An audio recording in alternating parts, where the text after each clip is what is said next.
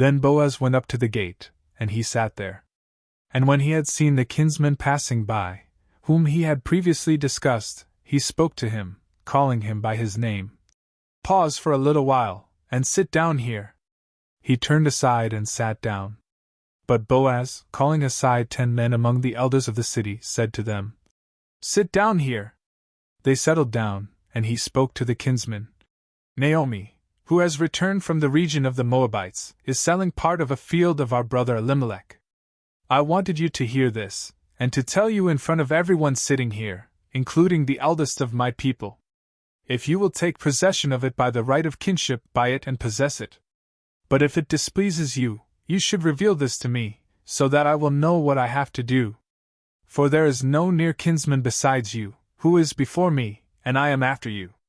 But he answered, I will buy the field. And Boaz said to him, When buying the field, you are likewise obliged to accept the hand of the woman Ruth, the Moabite, who was the wife of the deceased, so that you may raise up the name of your near kinsman through his posterity. He answered, I yield my right of kinship, for I am obliged not to cut off the posterity of my own family. You may make use of my privilege, which I freely declare I will forego. Yet it was the custom between kinsmen in this former time in Israel, that if at any time one yielded his right to another, so as to confirm his permission, the man took off his shoe and gave it to his neighbor. This was a testimony of concession in Israel. And so Boaz said to his kinsman, Take off your shoe. And immediately he released it from his foot. And he said to the eldest and to all the people, You are witnesses this day, that I have taken possession of all that belonged to Elimelech and Chilion and Mahlon, and was bequeathed to Naomi. And Ruth, the Moabite, the wife of Mahlon, I have taken in marriage so as to raise up the name of the deceased in his posterity, so that his name will not be cut off from among his family and his brethren and his people.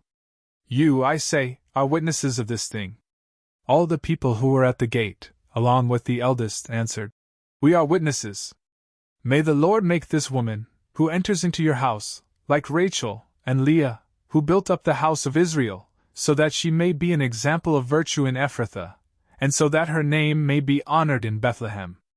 And may your house be like the house of Perez, whom Tamar bore to Judah, of the offspring which the Lord will give to you from this young woman.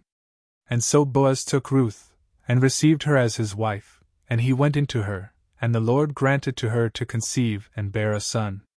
And the women said to Naomi, Blessed be the Lord, who has not permitted your family to be without a successor, and may his name be called upon in Israel. And now you may have someone to comfort your soul and to care for you in old age, for he is born of your daughter-in-law, who loves you, and this is much better for you, than if you had 7 sons. And taking up the boy, Naomi placed him on her bosom, and she took on the duties of carrying him and nursing him. And the women of the near future were congratulating her and saying, There was a son born to Naomi. They called his name Obed. Here is the father of Jesse, the father of David. These are the generations of Perez. Perez conceived Hezron. Hezron conceived Aram. Aram conceived Amminadab. Amminadab conceived Nahshon. Nahshon conceived Salmon.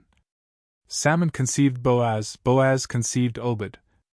Obed conceived Jesse. Jesse conceived David.